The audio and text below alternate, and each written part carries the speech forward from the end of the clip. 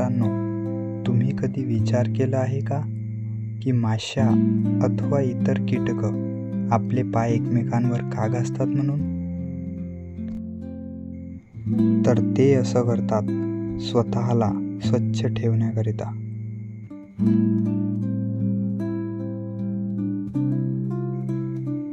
जरी अनेक कीटक आपल्याला चकचकीत आणि चमकदार दिसतात, तरीही ते सतत आपली सफाई करून त्यांच्या शरीराला लागलेली घाण, ओलावा, परागकण किंवा इतर काहीही काळजीपूर्वक काढूनच स्वतःला स्वच्छ ठेवू शकतात.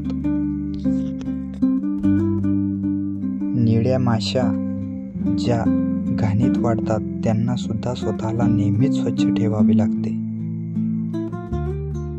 याकरिता पाय हे त्यांचे मुख्य सफाईची साधने आहेत. डोकं आणि पंख स्वच्छ ठेवण्याकरिता पाय बारीक केसांनी म्हणजेच ब्रिस्टलने झाकलेले असते.